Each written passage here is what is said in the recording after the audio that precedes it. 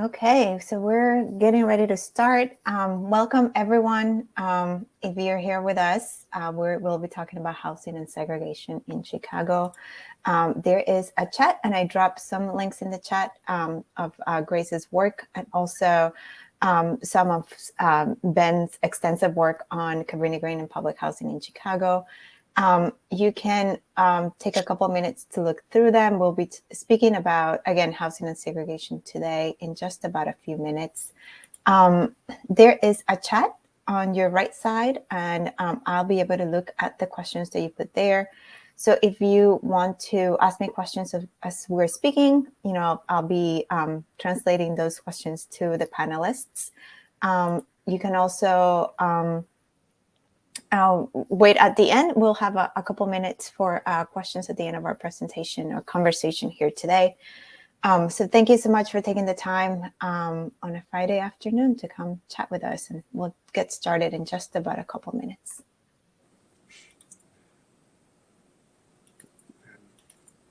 Noticing the junk in the back of my room. Too late now. I just realized that I have the same issue over here. I was looking at yours. Looks really neat. You got to design that, and this is an advertisement for a weighted blanket right there. They're all the rage. Really cool.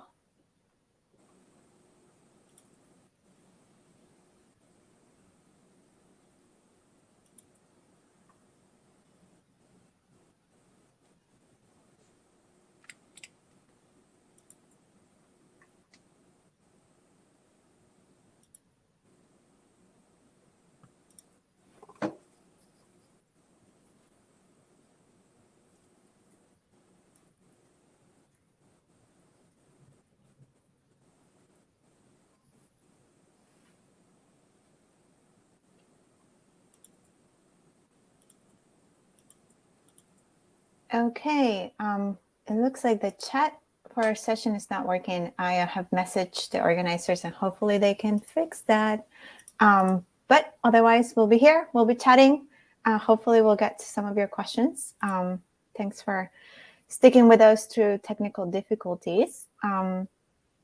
We'll go ahead and get started. I am Alejandra Cancino. I am a deputy editor at City Bureau. It's a Chicago journalism lab. And I am here with Ben Austen and Grace Asiegbu, and I'm going to let them introduce themselves really quick. Go ahead, Grace. Okay. Hi, everyone. My name is Grace, of course. I'm a reporter at Injustice Watch. My coverage area is housing. I just started at Injustice Watch in basically, you could say August of 2021. So I'm pretty new there. Yeah, that's it. Unless there was something else I was supposed to say, but yeah. No, that's perfectly fine. I'm Ben Austen. I'm an author of a book called High Risers, Cabrini Green and the Fate of American Public Housing.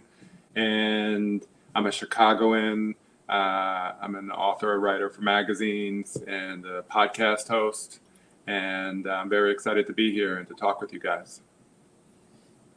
Great. Thank you so much. I think we want to start, Grace, we're going to start with you a little bit and talking a little bit about what's happening in Chicago right now. Oh, wait, I missed a question. I did. Why did you start reporting about housing? I think that's important, and maybe we should talk a little bit about that right now. Grace, do you want to start? Yeah, housing is foundational to everything. Without stable housing, usually you can't really have stable education, stable healthcare, stable employment, stable anything. When I'm thinking about issues like social justice issues, it's kind of hard to examine these systems without talking about housing, without talking about this thing that is so, again, integral to all of our lives. We all have homes. Some of us have homes. Some of us are unhoused temporarily or permanently. So it's just something that in my own practice as a reporter, social justice and investigative reporting has kind of always been at the forefront of what I do. In Justice Watch, when they announced that they wanted to start covering this beat, there is just so, I mean, housing can cover just about any other beat you have out there, any other topic you have out there. There is an intersection between that and housing. And I feel like it's just very important to talk about the different housing stories, whether you're a renter, whether you're an owner, whether you're unhoused or housed. Here in Chicago, once they tore down the like actual physical projects, people's perception on housing, or really just their care about housing, kind of just dive down a little bit here in the city, in my opinion. And so, yeah, the long and short of it is housing is really, really important. Yeah. I mean, I feel the exact same way as Grace. I mean, what you said is really well put. It touches every aspect of our lives, individually and societally. I mean, like the city is made up of a string of homes, and it is, like you said, foundational to our well-being, to our, how we perceive life, everything that we do.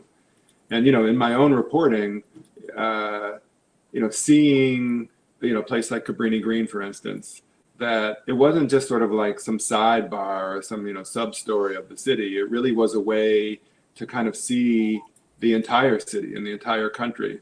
I think about this. This is Wallace Stevens' poem, "The Anecdote of the Jar," which is jar is placed on this hill in Tennessee, and then sort of it defines all the space around it. And I thought about like housing in that way. Like you could see this as the central defining feature, and it defines everything else, rather than the inverse, which is just, which is I think how a lot of people mistakenly see it. I like that. I do think definitely you can connect the entire world through housing. I think these are very important perspectives. Thank you. And I know, Grace, that you joined Injustice Watch during a pandemic. I mean, talk about housing issues, right? And so many people were struggling to keep their rent. I mean, a lot of people ended up being unemployed, especially in the beginning of the pandemic. And what were your initial thoughts as you were learning about your beat and you were learning about the difference between public housing and affordable housing? Yeah. Affordable housing nowadays is sort of like this like buzzword, like catchphrase. A lot of people call housing affordable. Affordable is kind of subjective, right? Like what's affordable to me may not be affordable to someone else. What's affordable to, I don't know, Mark Zuckerberg is obviously not affordable to most of us. So that's kind of an issue I have with the word affordable. And it's like just that word itself. Granted, that is what I mean, is just, the verbiage that I guess is popular right now. Trying to cover housing, right when I started at Injustice Watch, that was when they had extended these national moratoriums from the CDC, and we had these string of rental assistance programs through the city, county, and state, like all launching all at the same time. So a lot of my first few weeks, and even still now, has been a lot of trying to understand how renters are faring in the city, people who had the back rent, people who were at risk for eviction even before COVID, knocked on our front door. The city estimates over 100,000 people are at risk of eviction. And through like my reporting in the first few days or the first few months, the way the rental assistance has been dispersed, has not been organized. It has not really been that organized.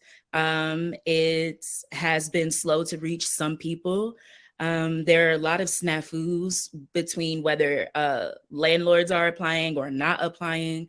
There's this idea of this duplication of benefits and all of this stuff. So I feel like during a time when a lot of people needed a lot of support, our officials, kept saying things like, oh, the money's there, just apply, it's there. They made it sound like it was low-hanging fruit. Whereas as somebody who's trying to study this, some people trying to understand how this works so I can report it to other people, I don't get it. It is not that easy. It's just simply not that easy. Some people still have not received their money after all of this time, and they open up rounds and rounds and rounds. So ultimately, you know, there's a huge need for more affordable housing for most Chicagoans. Most Chicagoans are paying more than half their income in rent. That's a problem. That's a really big problem. There's a huge need for it. And the city officials kind of talk about the need for affordable housing, sort of like this, I don't know, bubble that's just in the air. It's y'all job. Like, it's you guys. You're telling us we need housing. We know. It's on you guys. That's such a really good point, and it makes me think a little bit about, you know, like when you mentioned that figure, 120,000 families who need affordable housing, that's in addition to the people that are being served. So there's all the Chicagoans who are being served through various programs, like public housing programs, Section 8 vouchers and whatnot. In addition to that, we have 120,000 families who are not being served today. That is a huge number. It is what some people are calling the affordable housing crisis. And it makes me think a little bit about, you know, some people might be wondering, how do they even get into this topic? It's so complex, right? There's all these different definitions. How are you able to set up your beat, you know, as you were thinking about developing your beat in the last year? What are some of your organizing tips that you have for people getting into this beat? Well, one, I'm still learning. So if you guys have organizing tips for me, I'll take them as well. But I have always utilized writing. I know we live in a digital world, so everything is on the screens, the phones, the tablets, but I really do like to take pen and paper and write things out, write out dates, write out important things to remember, keywords from quotes so I can go back and listen to them, or like the timestamp when I'm there. Yeah, just writing since I was a kid, it's always helped me. What else? Organizing things. I am trying to get better at like keeping things in like spreadsheets. It makes me feel, you know, really nerdy, but like in a good way. Oh my gosh, you should see my spreadsheet list. I mean, I have a spreadsheet just for the records collections in my house. I mean, no, literally. I was very, like, very many of them. You also mentioned, sorry to cut you off, but you also mentioned like the importance of like staying safe during the pandemic and the precautions, like how hard it's been for you to report because a lot of people are virtual. Yeah, that was or is still kind of difficult. As you know, restrictions sort of ebb and flow, but for the most part, it's been traditionally in journalism, just about all of my instructors in the years, the biggest thing they would push is, you know, be there, be present, go there. And it's kind of hard to be there when everything is remote, when everything is virtual. So trying to, you know, reach out to people to talk to me has been a little bit difficult because, you know, I'm not showing up to their block club meetings, or I can't go to their, I don't know, board meetings or whatever tenant meetings they may have because they're not happening in person anymore. So a lot of my outreach has been virtual. It's been via email, over the phone, over social media. It's been a lot of, hey guys, I'm here. It's been a lot of learning on my end, learning who to speak to, who to reach out to. It's been a lot of trying and not getting much back. But of course, that is journalism. Anyone who's a reporter knows that. So it's just been a lot of me trying different methods, different things. When I do go in person, I do go in person, masked up, of course, masked up. And, you know, I'm asking the questions. When I go in person, I really try to insert myself, talk to as many people as possible, whether I'm interviewing them for a story or not, just to talk to them. You know, I'm a reporter. This is what I cover. Whether I, you know, write about this, you know, you feel free to reach out to me if you have concerns, questions, tips. Can I reach out to you if I have questions about this? So I really am just trying to sort of make my presence known without physically being there. It has been challenging, but I've had the support of my newsroom, huge support of my newsroom. And Yeah, I wish I had like a concrete answer, like these are the steps, but I'm still trying to figure it out. Yeah. I do think it's so interesting because a lot of the things that you mentioned are regular reporting things, right? Like you go down to the office and ask for information, you call a human and ask for information. Some of the same tips, the same way in which we navigated the city before the pandemic, we're navigating it now. And I wanted to take a little bit of a step back, way back, and think a little bit about the history of Chicago to kind of get us really like a sort of a really solid funding of what is happening now and how it connects to back in the day. So I'm going to jump a little bit to for a couple of minutes to Ben and to talk about the history of Chicago and segregation. So obviously, I kind of want to set us really way back so that we really get this really good understanding. So we're going to go back to the Reconstruction period and to Black Americans moving north to Chicago in the search for jobs and escaping the Jim Crow South. And Ben, I'm kicking it over to you now to give us some of that history. Yeah, I mean, this is such like an answer to your first question too, like how central housing is, that it defines, you know, it defines segregation in the city even, you know, 100 years later. Yeah, so you know, Black people fleeing the South come to Chicago, to the so-called Promised Land. And in 1910, there were about 40,000 African Americans in Chicago. And in a decade, that number more than doubles to about 100,000. And by 1950, it's 500,000. And I think it peaks out around 1980, around 800,000.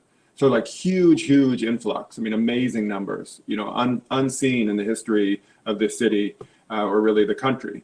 And most of those people are relegated to a section of the South Side that's really the near South Side at this time that gets dubbed the Black Belt. And even that metaphor of the belt is a little misleading because like with tens of thousands of people coming all the time, it's like rapidly expanding and pushing and growing. And eventually there's a large Black population also on the West Side. And so really these two enclaves, the South Side and the West Side. You know, and I'd say like, if you think about, as you said, like Black people fleeing the South and Jim Crow caste laws and coming to Chicago for a better life. And what they find here is, you know, a totally separate system, a real estate system, a racist real estate system. And, you know, there were at this time, like around the 1940s, there isn't really, you know, sorry, Grace, I'll say affordable housing. There isn't really affordable housing for anyone. I mean, there just isn't anything being built. And it's something like, you know, the vacancy rate is like less than 1% at this time. You know, but as bad as it is for everyone, it's you know, infinitely worse for African Americans. You know, they have this separate system. And you know, so part of it, what keeps people, say, in the Black Belt, are there these racial covenants in neighborhoods. So white neighborhoods have bylaws that if you sell your house, you cannot sell it to a Black person. And at some point, these bylaws cover about 85% of the city. And even when this is like ruled unconstitutional in the 1940s, you know, like the truth is that people were also kept from moving by like much more like simplistic and base ways of like firebombing and beatings and threats, you know, kept people from moving into other neighborhoods. This makes me think a lot about, you know, like as you speak about like the regions that like where Black residents were moving to, some of those places are the same general regions where Black residents live today. I mean, so in my mind, there's a connection of like this, like policies and laws that were created back then that are still sort of the we're seeing the total. I mean, like there's you know, Tanika Johnson has this project right now about called Inequity for Sale, about contract sales, which is, you know, because of redlining, banks would not loan to in Black neighborhoods. They said it was too risky. You know, they literally covered these areas red on their maps. And so, you know, Black people in these neighborhoods were, you know, had if you wanted to buy a house, you had to use these predatory processes. like a rent-to-own contract sale where you don't get any equity in your home. And one of the things that Tanika is showing in her artwork is that the legacy of this continues today. It defines the areas. There's this Duke study about this era called The Plunder of Black Wealth in Chicago. And they find that $3 billion with a B dollars are taken out of the Black community at this point. Like this amazing way to accumulate wealth, which is home ownership, and it's denied a large portion of the city. So when you see even like conditions in different parts of the city, there's a reason for that has to do with housing. This is so interesting to me because I often think, this makes me think about public housing, right? Because there were residents moving to Chicago who had the money to buy homes, but didn't have the same ability to use federal loans to get the homes that other people did, right? And so a lot of them were really ended up in this subprime mortgage deals that took all of their wealth and ended up basically having to go elsewhere, right? And other people just couldn't find good housing because they were literally not allowed to live in, you said 85% of the city, I think. Yeah.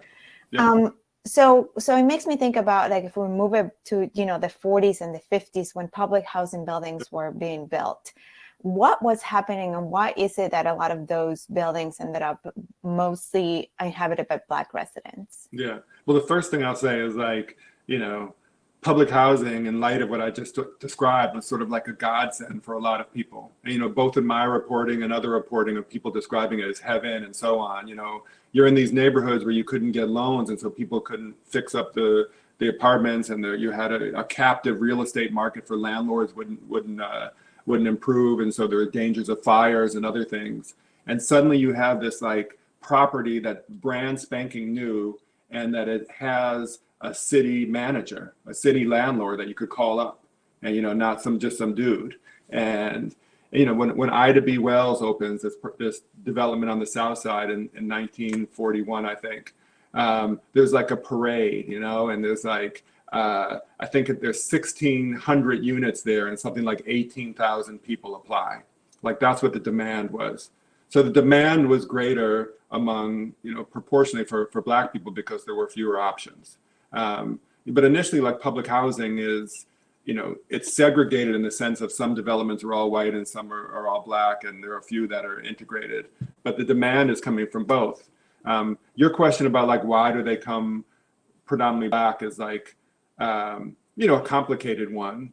One of the things that happens is that the city, when it sort of goes into slum clearance, urban renewal, it uses the properties that it owns as they clear neighborhoods, to put people into public housing. And those areas that they were clearing were largely Black communities, and they put people in these areas.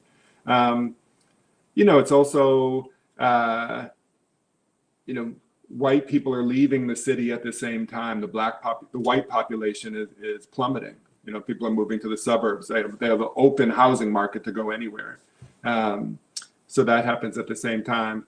Also, just to jump back, like, when the high rises are being built in the 1950s, white aldermen ensure that they're placed in existing Black communities. Either neighborhoods that are already predominantly Black or on their way of transitioning.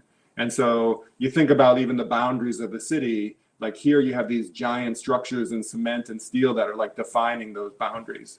Cabrini Green, which I wrote about, it was the oddball that on the near north side of Chicago to have, like, it's the only, like, large public housing development that was in an area that is more mixed. And it's because it was an industrial area and kind of like an industrial slum. And there were so many jobs there that early on, a small Black population moved in, and they built a row house public housing development there in the 40s because it's kind of to clear the white slum, the Italian slum at that point. It's so interesting too. I feel like learning about public housing and learning about the history of segregation in Chicago sort of opened my eyes about what's happening today. And I can see already a number of questions in the chat, especially about development, right? Like, we have moved from these giant public housing buildings into what the city calls mixed income communities. Can you tell us, Ben, a little bit more about those mixed income communities and what they are? Yeah. I mean, so like really beginning in the 1990s, the federal government, which funds public housing locally in cities, was like, we're not going to fund this anymore. And the money we're going to give you is if you tear down large public housing developments and replace them with these mixed income communities. That was what was incentivized.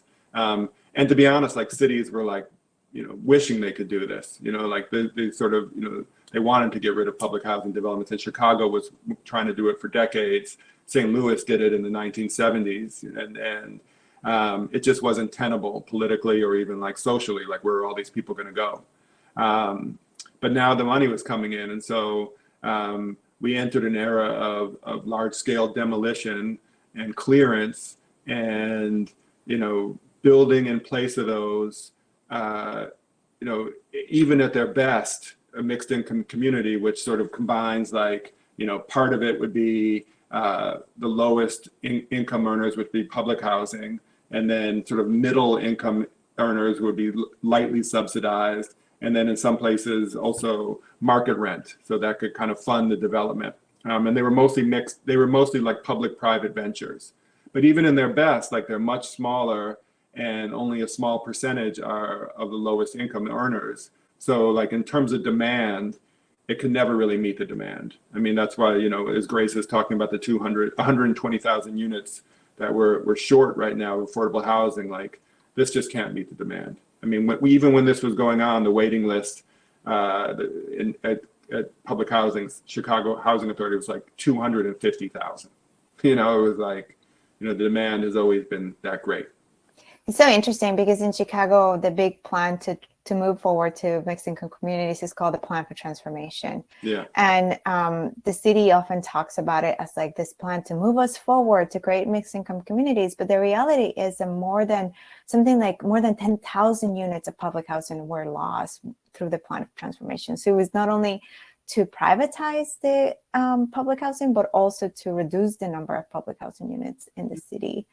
And this makes me think a little bit about the Department of Housing. Grace, I wonder if you know or you've had any experiences with the Department of Housing yet?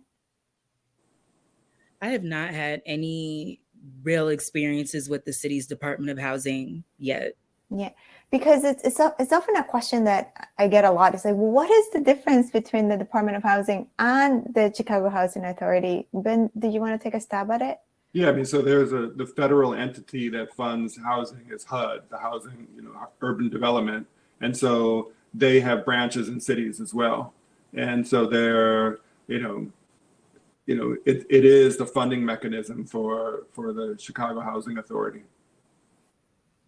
And right, and the city's Department of Housing deals with other kinds of programs, right, that provide for. Oftentimes these days they really are working together. So when we talk about like mixed income communities, a lot of the times you see funding coming from the CHA, but also funding coming from the Department of Housing through something called the Low Income Housing Tax Credit Program or other tax credit programs that the city administers. Yeah. I mean, I'd say like, in terms of, you talk about privatization, that the CHA, even the units that it operates now are predominantly vouchers, housing choice vouchers or Section 8, which then a private landlord will manage. And then you sort of like this other sort of movement into private sector stuff, that anything that's built is only, the government only wants to be partially, and they need a private partner. The CHA in 2000 sort of says that its new mission isn't to build like a safe and decent home for every person, which was their motto for most of a century. They now said that they were like a facilitator for housing opportunities. So they were getting out of like the building and managing business. It's so interesting because a lot of the times this goes back to Grace's point about what is affordable housing, because we do have this like mixed income communities and this quote unquote affordable housing units, but the rents in some of these units are so expensive, right? You're seeing people pay more than half of their income for housing, which traditionally it's being said that you're stable if you're paying a third of you're spending a third of your income in housing. So more than half, it's considered too much for housing in its own. Grace, you also mentioned that, even though you haven't dealt with FOIA itself, you've also been able to gather some information in other ways and collecting data in other ways. Could you tell us a little bit about that? Yeah, I have filed FOIAs. I just haven't dealt with the Department of Housing. With filing FOIAs, it's, for me, been pretty much a hit or a miss, which I think they tend to be. Just recently, or I should say I'm in the process of filing FOIAs to the DOC for a project that I'm working on. And something that comes up often is, or at least that's happened here, is like they didn't respond in time initially. I had to appeal it to the AG, and then they gave me a file transfer. But there's a lot of files missing. It's not even that they're redacted, they're just not there. So is it that they're not there because you don't have them? Are they not there because they're not digitized? Are they lost? Like what's happening? But sometimes with FOIAs, they won't give you the answer. Like they won't give you the answer. So I've appealed it again, of course, because I would like these files, or at least a reason as to why I don't have these files. In the meantime, while I don't have the information that I requested, I feel like you can still do data collection through I was going to say simple interviewing, but it's not that simple. Through interviewing with the questions that you ask. I mean, of course, they're more qualitative, they're more anecdotal and not so much empirical like numbers, but anecdotal data is still data. It still can support whatever numbers, and numbers are not infallible either, but that's neither here nor there. That's pretty much the best way to circumvent FOIA. I mean, I'm trying to strategize in filing FOIAs to like not smaller agencies, but like smaller agencies. So sort of like building blocks, working my way up. That's a technique that I'm trying to employ now. Sometimes, shooting for the big fish, I don't really catch them, but that's fine. I'll get them. I just have to work my way there. Thank you. And thanks for correcting me. You have worked on FOIAs. Thank you. And Ben, you've mentioned before that sometimes FOIA is not, the holy grail that we see it or we think of it. For one of your books, you had to do way more than that. Can you tell us a little bit about how you were able to find information without using FOIA? Yeah, I mean, I also use FOIA, but I'll say, I wanted to underline something that Grace said earlier, which is, for when the public housing high rises were torn down, attention really did sort of wane from these issues. And, for like 50 years, this was like a public shame in a way, like we owned that housing, it was public. And it was so in a city that's largely flat, like these outcroppings stood out. And now like we can kind of ignore it much more. Like if you're white and you live on the north side, you might hear about Englewood in the news, but you don't see it. And, at least folks driving down the Dan Ryan had to like visually see this thing and think about like, oh, what does this mean? And that's also a way to say that like, as things become more private and there's sort of, so many benefits given to the private sector, it's harder to do something like FOIA. I mean, I think Maya Dukmasova is on the listening, but I thought about something that she tweeted this week about that there's no public database of private landlords. Like you can't even, like that's incredible, like that there's no way to account for this. And so there is no FOIA that's going to get at that. And so it makes it more difficult. I'll say for my own work, like I'm not an investigative reporter, I have to admit. And like kind of what I do is like I tell human stories as kind of the center, and sort of they could, that carries all the other sort of social, political, historical narratives with it, the personal stories do. And, that's like just going out and talking to people, and like a lot of talking to people, and like spending hundreds of hours with them sometimes. But I will say like, I FOIA'd the CHA a lot for my book. And, for the same reason that the buildings were in disarray, their records were a fucking mess, like they were just terrible. Like they didn't know what was in what, and, so on.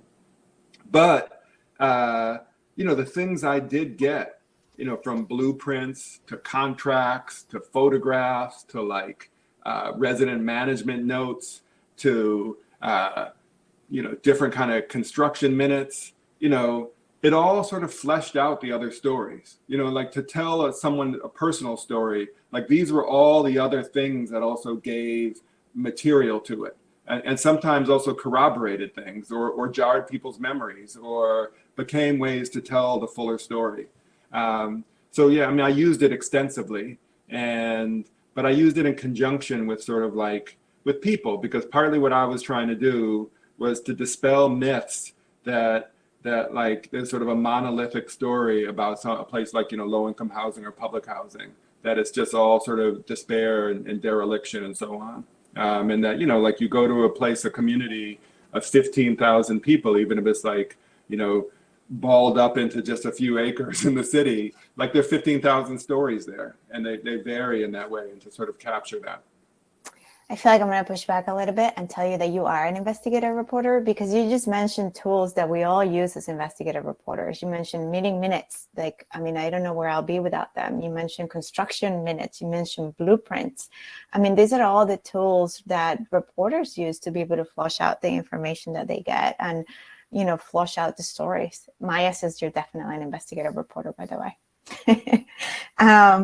But I have a question from the audience about, we're talking about very locally, right? Like what the local community needs are. How do you think about, like, if you wanted to flip that and make this into a national story, do you have any thoughts about that?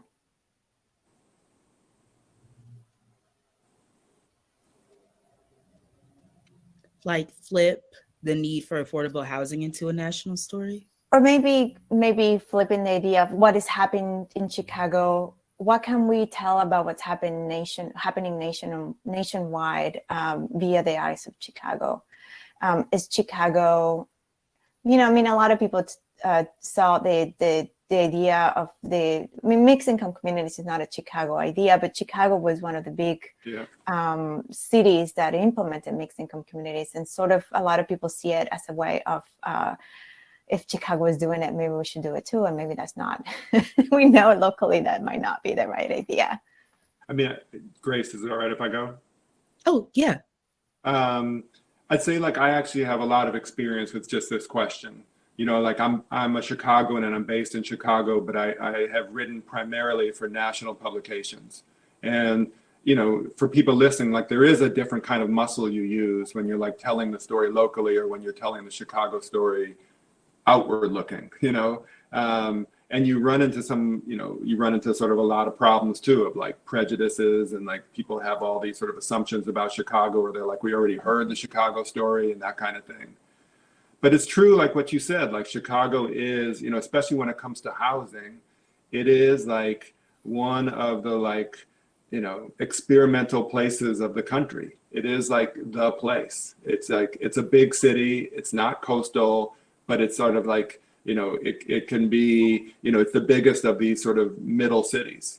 And, we unfortunately are like, a leader in things like segregation and in sort of like in the history of public housing and sort of, and there's a way that, and the violent stories sort of follow the same trend, and you have to be very careful, like both to tell it new and also not to fall into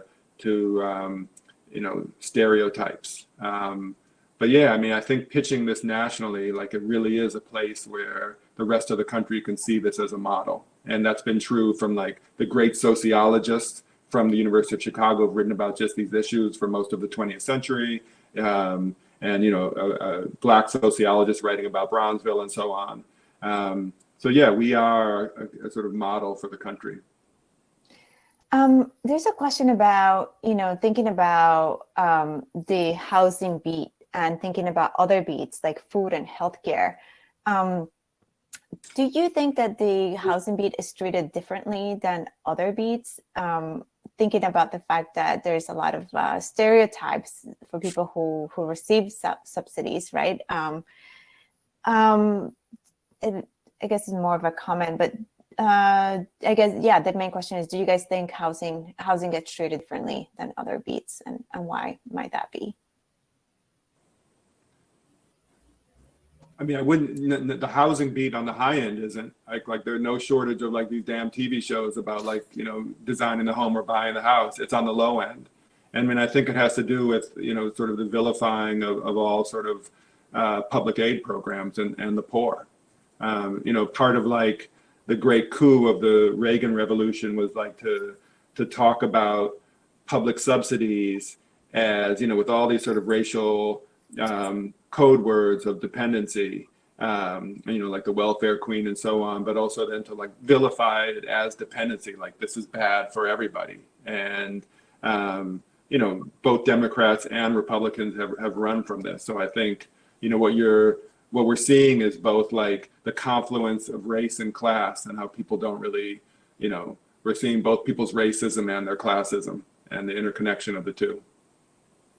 I was thinking about this the other day about how, we've spent so much money in these mixed income communities, and a lot of that money has been used to build public housing, the quote unquote affordable housing, but also to subsidize market rate housing, right? Thinking about Cabrini Green, we've spent millions of dollars on parks for that community. We spend millions of dollars on a river walk for that community.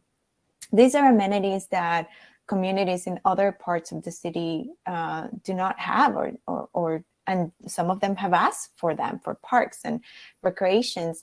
And yet, it seems sometimes that the city sort of tells those communities what they need. This is a general question about how the city involves residents in developments in their communities, and wondering whether you all had any thoughts about how does that work and how could it work better? Well, for the most part, the city doesn't really involve residents. When they're doing developments, they'll, maybe have a focus group or two that they publicized for a week or two, and 5 people show up and boom, they've talked to the community, everything's a go. That's typically how they run their things. This is really to Ben's point about these intersections of racism and classism. When people say, we want basketball hoops with nets, and they're like, actually, we'll give you guys a sweet green. Like, we didn't really ask for that. That's not really what we want. That's not really benefiting our community. In my opinion, the way I see it is the city is looking at these mixed incomes. All I see at the end of the day is that it's just all about dollar signs. It's really all about how much money is going to be brought into the city. It is about, and this is to Ben's point and the point I made earlier about officials, about the government's role in gentrification, in oppression, in creating this shortage of housing. You're pricing people out for the benefit of these mixed income developments that are going to bring, all types of businesses and things that the people who already live there either don't want, don't use, can't afford, instead of investing or reinvesting into these communities and giving them back what they had 50, 60 years ago, giving them what the communities right next door might have and they don't have. What does it really say when, I live in Bronzeville. I'm from Bronzeville, been here my whole life. What does it say when all I really have to do is go 5 minutes? Hyde Park, Kenwood looks really, really different from the street I live on. What message is the city sending to us when they do things like this, these mixed income developments? What messages are you really sending to these residents in these communities? You don't want them here, for real. Like that's just really it. So yeah, I feel like I got away from the question because I got a little too impassioned. No, that's great. That is great. Yeah, Alejandra, you wrote this amazing story about Cabrini Green today and about the billions that went into supposedly redeveloping it and how few former residents are benefiting from it. Part of the story that you wrote about and that I also wrote about is that there's a kind of irony in Cabrini Green being the last buildings to be torn down because it was sort of the most infamous and also the like hottest real estate. It's like the place that the city wanted most. And the only reason residents stayed there is because they sued. Like they nothing was given without a demand. And, they were sort of pushed off of different residential plans after participating for years. The city then made moves to sort of like push them out. So like, this goes to what Grace said, like there is a kind of, the power of what it means to make a neighborhood better often means making it sort of, wealthier and not thinking about its, what it means to sort of like a true mixed income community, not just a building, but like, how do you guarantee? And we're seeing some of that fight, happening elsewhere, like in Pilsen and so on. Like we're seeing, residents sort of try to do the long-term planning to ensure that as more development comes, that they're part of the future. I do think that there is like a misconception in the way people think about affordable housing in Chicago and public housing. I think a lot of people dismiss public housing because they think, oh, those poor people, here they are arguing again. But I think when you slow it down and you really start here, well, what are they arguing about? What is happening? And then you think about the history of Chicago and the history of segregation, you realize that it has been a history of struggle for housing, right? And like that people are not, they're out there protesting because it is so unfair and so unjust what has happening to Black communities in the city. It's just awful. And I think that like the more you know about housing, the more you understand how the city works and how it doesn't work for a certain population, right? And as we're closing, I kind of wanted to leave you all with a number of story ideas. As Ben mentioned, I wrote this story about Cabrini Green and it's not over. And I really, my goal is for everyone to write about what's happening, not just in Cabrini Green, but all of the public housing communities that were demolished. And because the city made promise to all of those residents and a lot of those promises were not kept. So think about the fact that the city approved last year $600 million in tax increment financing funds. Those are taxpayer dollars that are going specifically to continue to redevelop the near north side. Who will get that money and what exactly will happen with that money? Alderman said that the money was needed to fulfill the promises made 25 years ago to residents. And that what will happen, we don't know. I hope some of you will write about it. There's also the new push for SRO buildings. These are the single occupancy room buildings where a lot of men used to live and a lot of individuals lived once upon a time. A lot of them used to have just like a tiny little room and then you had like a communal kitchen or a communal bathroom. They are being rehabbed with taxpayer dollars all across the city, especially in the north side. What will happen to those residents as they get rehabbed? Recently, this week, there was a story about one of those buildings used to have 64 units and the rehab will now cut the number of units to 32. I mean, that means residents will have a kitchenette and will have a bathroom, but that means that 30 some residents will not be able to come back to what they were their homes. And to me, this is the history, again, the history of displacing a population in favor of another population. We have, a couple more minutes. I wonder if Ben and Grace, you had any tips for our listeners today? Mm-hmm. The only tip that I have really when covering housing is that you can't know everything, 1. 2, I mean, I learned so much. I don't think there's been a day that I have not learned something new, something that I did not know.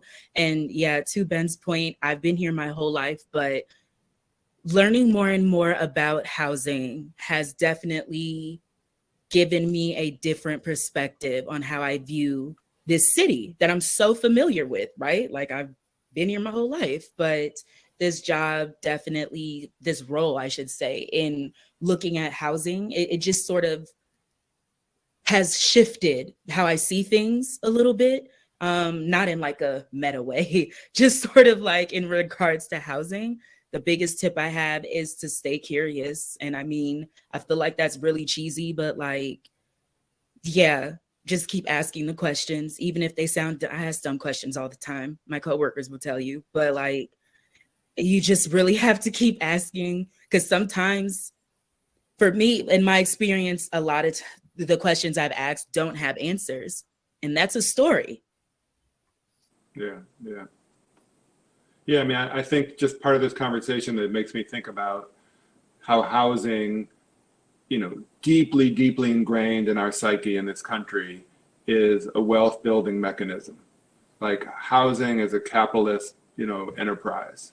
And, I don't even say that pejoratively necessarily. I mean, like, that's who we are. And that's collectively as a country. And, like that's part of this story at all the time. Like that is the origins of public housing at the same time that public housing is conceived of, the federally backed 30-year mortgage is also conceived of. So, some portion of the population is going to get public housing and the rest are going to get like this mechanism to buy homes where you only have to put down 10% and pay it back over 30 years. Like what? That's incredible. And that's who we are. And so, there's like this mirror about us that we have to also see. And like the stories always have like NIMBYism, which like you're talking about, Alejandra with like new developments, like that's really part of it too. So yeah, I mean, like you go out and interview people in their homes and about neighborhoods. It's rich. It's really like, it is a way to understand, everything about us. Thank you. And Grace, I realized I jumped over a question that was meant for you. It's the word, kind of bringing it back to what are we seeing now with the affordable housing crisis. I think it might be a good place to end and just bring it all back up to where we started our conversation.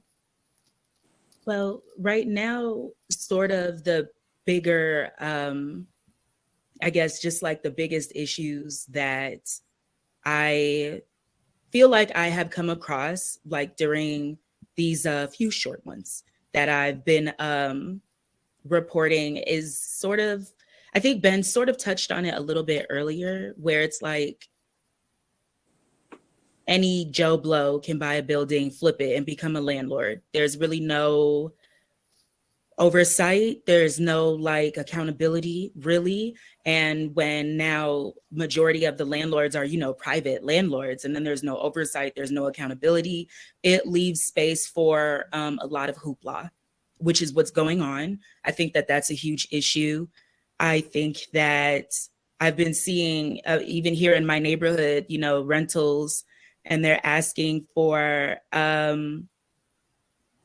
like a 680, 690, 700 credit score, in Bronzeville, in Back of the Yards, in Bridgeport, and Pilsen. And it's just kind of like, interesting.